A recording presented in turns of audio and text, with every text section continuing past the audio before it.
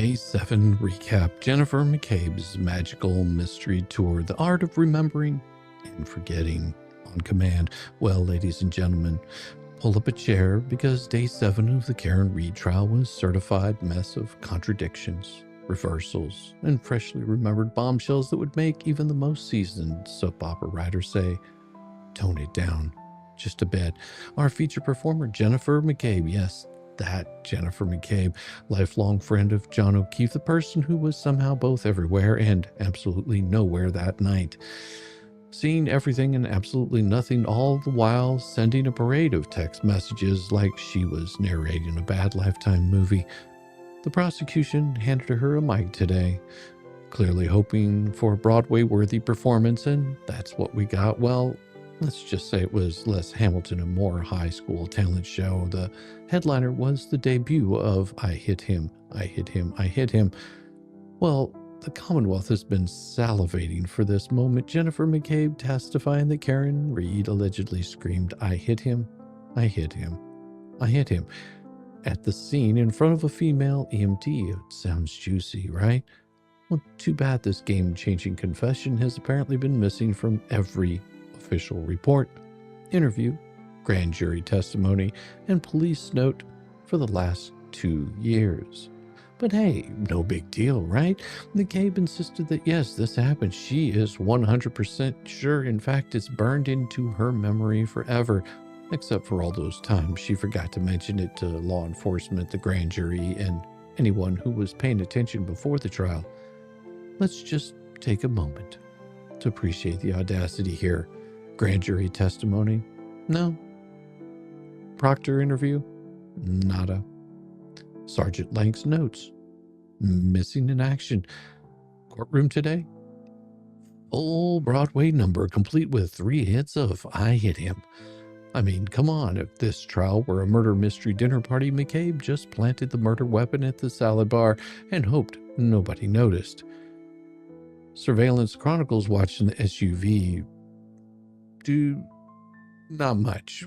Let's talk about Jennifer McCabe's Oscar-worthy performance as the self-appointed neighborhood watch queen of Fairview Road. Between 12:27 a.m. and 12:45 a.m., she transformed into the human equivalent of a malfunctioning Ring doorbell, blinking to life every few minutes, staring out the door like a nosy retiree with too much time and not enough brain cells, and furiously texting John O'Keefe as if she were tracking an Amazon Prime delivery that had veered off into the Twilight Zone. Our timeline events, oh, it's rich. First glance, the SUV sitting right here in front of the house, simple, clean, unmistakable. Second glance, the SUV's magically crept up near the flagpole because sure, why wouldn't it? Third glance, the SUV's wandered a little further up, just casually moving around like it's bored at a bus stop, and on fourth glance, gone. Vanished. Poof. Houdini-level disappearance. And how does she convey all this with the frantic energy of someone who's either auditioning for a community theater remake of Rear Window or texting like her Grubhub order is circling the block for the 5th time? Every single peek outside was paired with a text. Here. Pull behind me. Where are you? Like she was narrating a scavenger hunt that nobody asked to join. But here's the $1,000,000 question. What exactly did she not see during these late-night surveillance shifts? Well, not John O'Keefe, no body, no shadowy figure curled up in the snow, no suspicious activity, no banging, no yelling, no arguing, no, oh my God, what was that? No door slams, no window smashing, no, oops, I just hit somebody. Scramble, no tires spinning, no scraping, no revving, no sudden getaway, nothing. Nada. Zero. Zilch. When pressed under cross, McCabe, bless her heart, admitted she didn't hear a single thing out of the ordinary, not a yelp, not a groan, not the slightest suggestion that John O'Keefe was lying dead or dying just feet away from the scene she was so keenly observing. Let's pause and appreciate the absurdity. Well, the Commonwealth would have us believe that John O'Keefe was bleeding out in the snow right there in her clear line of sight while she was eyeballing that SUV like it owed her money, and somehow she just didn't notice. This woman's view was allegedly crystal clear. No bushes, no trees, no obstructions, no magic fog bank rolling through. Just a wide open lawn with a Jeep Grand Cherokee parked on it. And according to her own words, she saw nothing. It's almost as if he wasn't there. But don't worry, folks. Jennifer's got that retroactive X-ray vision thanks to her superpower of remembering things only after a few coaching sessions and courtroom appearances. She assures us now that, yes, John must have been there all along. You just have to suspend all logic, basic eyesight, maybe your entire frontal lobe to make pieces fit. So let's recap. Jennifer McCabe, Commonwealth's SUV spotter-in-chief, claims she was laser-focused, attentive, and busy documenting every single move of this mysterious SUV, but somehow in her many crystal-clear peeks out the front door, she missed the entire deleted body in the snow repeatedly, while standing just a few feet away from where the body was later discovered. It's not a credibility gap, it's a credibility canyon, and McCabe just drove that SUV right into it headfirst. No seatbelt, no airbags. Then there's the bread, the peanut butter, and total ignorance. After gathering, McCabe and her crew left around 11:45 in the morning, piling into the Yukon and heading out into the snowy night. This would have brought them directly past the exact spot where John O'Keefe's body was later discovered. You'd think that might spark a reaction like, oh wow, there's our friend John lying in the snow, looking like a frozen gnome. Nope. Instead, McCabe testified that the big conversation in the car was all about, hold your horses, bread and peanut butter. Seriously. She and her friends were so deeply engrossed in culinary debate that not one of them noticed a 6'2" man lying dead on the lawn as they literally drove right past him. Nothing to see here, just discussing carbs while headlights sweep across the very crime scene we're talking about today. To make it even more absurd, Jennifer admitted she was turned around in her seat talking to the back passengers as they passed the spot. Not very vigilant. Chloe the ghost dog. Oh, and let's not forget the curious case of Chloe the German Shepherd. McCabe, who claimed she was inside 34 Fairview searching for John, somehow never mentioned Chloe, the large protective dog who is famously not shy about strangers in the house. Now, either Chloe had the night off, curled up in a corner binge watching Animal Planet, or McCabe's search was about as real as her memory of the confession. You take the pick. The memory was flexible when needed, and McCabe's greatest gift, selective memory. She could recite the exact tone, pitch, and lyrics of Karen's alleged confession from 2 years ago, but somehow couldn't recall what she said to officers 8 hours later. She described whiteout blizzard conditions that supposedly made it impossible to see anything except weight. She also described watching Karen straddle John's body, lift up his shirt, and perform CPR from the car. Ah, yes, the old blizzard with the spotlight phenomenon happens all the time. And every time her swollen testimony from a year ago directly contradicted her statements today, out came the trusty, I don't recall. I might have misstated, and the classic, that was 3 years ago. Well, if McCabe's memory were a map, it would be the kind you get for free at a gas station, folded wrong, missing key streets, and drawn by someone who's never been to town in crayon. The emergency memory recall call, well, later that morning, Jennifer made what I'd like to call the come back, I have drama call to Sergeant Lang. She requested he drop everything, return to the scene because she had remembered something so urgent that it just couldn't wait. What was the crucial revelation? She says she remembered Karen Reed screaming, I hit him. But funny enough, Lang's official report of this blockbuster meeting doesn't contain that quote at all. Instead, it mentions Karen said something like, I hope I didn't hit him. Not quite the murder admission the prosecution is peddling, is it? Well, the officers report the dog that didn't bark. McCabe faced cross-examined over her many conversations with officers in the hours and days after John's death, despite talking to everyone from Trooper Proctor to Sergeant Lang to random officers at the scene. There was no record, literally none, of her ever telling anyone that Karen Reed said, I hit him. For a statement McCabe claims was shocking, traumatic, and unforgettable, it sure seems to have slipped her mind every time that it really counted. And then, of course, there's the grand jury. Oops, the grand jury. You know, that little formality where you swear under oath, look people in the eye, and wild idea here, tell the actual truth. While everything's still fresh in the mind, you'd think that Karen Reed had, say, confessed to killing her boyfriend by repeatedly screaming, I hit him, I hit him, I hit him. It might have, I don't know, made it to Jennifer McCabe's testimony. You'd think that'd be a headline moment, the one thing no witness would ever forget. But what do we get instead? Oh, those are just crickets.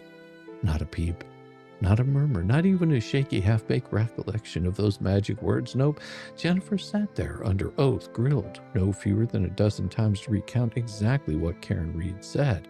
And what came out? The same vague, non-committal waffle every time. Could I have hit him? Did I hit him?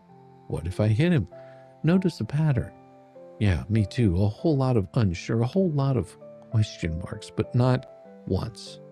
Not once did she tell the grand jury that Karen Reed flat out confessed to hitting John O'Keefe. No mention of that supposed triple stack of guilt. I hit him, I hit him, I hit him. You know, the entire centerpiece of this prosecution's case. Oops. But don't worry, fast forward to trial day years later, and suddenly Jennifer has crystal clear recall. Now she's positive, absolutely 100% sure that Karen definitely said those words loudly, clearly, and multiple times in front of everyone and their dog. Funny how that works, right? Back when her memory was supposedly fresh when she was under oath the first time, it somehow slipped her mind.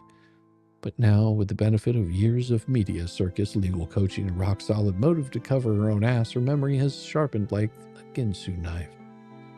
What an incredible coincidence. And let's just be honest, if Karen Reed had actually screamed, I hit him 3 times at night, you wouldn't have been able to shut McCabe up about it.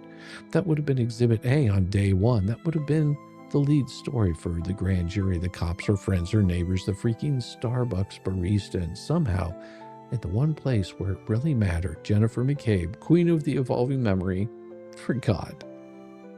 Let me spell it out. You don't accidentally omit the killer confession when you're under oath at a grand jury. You don't just happen to skip over the most damning piece of evidence in a case where your own credibility is on the line unless, oh, I don't know. It never happened. So here we are watching McCabe twist herself into knots, retrofitting her story on the fly, because apparently when your entire case starts crumbling, it's never too late to invent new memories. But the problem, we've got the transcripts. We've got the receipts, and those receipts say one thing loud and clear. She never said it. And Jennifer, that's not just a little oops. That's a catastrophic collapse of credibility, and no amount of courtroom dramatics is going to patch up that black hole. Now, the takeaway here is let's not sugarcoat it. Day 7 was an absolute bloodbath for the Commonwealth. If this case were a boat, it'd be nose down in the harbor by now, gurgling bubbles, while the prosecution frantically slapped duct tape over the gaping holes. Their so-called star witness, Jennifer McCabe, hit the stand with all the poise and consistency of a malfunctioning magic 8-ball. Only instead of giving clear answers, she served up a rotating buffet of contradictions, half-baked excuses, and convenient memory lapses. So here's the scorecard for you. She flat out contradicted her own sworn testimony. You know, the kind that was given under oath, preserved in official transcripts and backed by her own words a year ago. Yeah, that testimony. Torn to shreds right in front of a jury as she flailed around pretending not to recall what she said until, of course, the receipts were shoved in her pretty little face. She failed spectacularly to back up any of her key claims with actual police reports, officer notes, or contemporaneous statements. For someone who claims this was all seared into her memory forever, her recollections seemed to vanish faster than John O'Keefe's SUV did, according to her at least. She admitted on record she didn't see, didn't hear, and didn't notice a single damn thing that supports the Commonwealth's entire theory of the crime. You'd think a 6'2" man dying in the snow would make some kind of impression on someone standing literally feet away. But no, not a sound, not a scream, not a whimper, not even a snowflake out of place. And she spent the entire day desperately backpedaling, blaming the passage of time and the trauma of the moment for her Swiss cheese memory. Funny how trauma makes you forget key details like where the body was or what you testified to last year, but somehow lets you keep your story straight when it comes to blaming Karen Reed. Real convenient, Jen. Oh, and let's not forget the piece de resistance, where she showed her own grand jury testimony page after painful page. McCabe had to admit that her blockbuster claim, the one where Karen Reed supposedly screamed, "I hit him, I hit him, I hit him" 3 times, was somehow completely absent from her original statement. You know, the one she gave just weeks after the event when her memory was supposedly fresher and clearer. But now, years later, with a courtroom full of people watching, suddenly that moment is her most vivid memory. Sure, Jan, if this is the prosecution's idea of airtight evidence, someone better call maintenance ASAP, because this case is leaking credibility like a cheap inflatable pool stabbed with a rusty screwdriver. We watched the Commonwealth star witness implode in real time, dragged down by her own words, her own evasions, her own crumbling narrative, and make no mistake, the defense, they smelled blood in the water, and oh, they feasted. I don't know what magic trick the prosecution thinks they're pulling on day 8, but unless they've got a video of Karen Reed committing the crime while wearing a sandwich board that says, "I did it," they'd better brace themselves. Because if this is their best shot, they're not just circling the drain, they're already halfway down it. Thank you for another day. See you soon. It is about time. Let's break this mother down. With Shizzy, Wiz, Nut.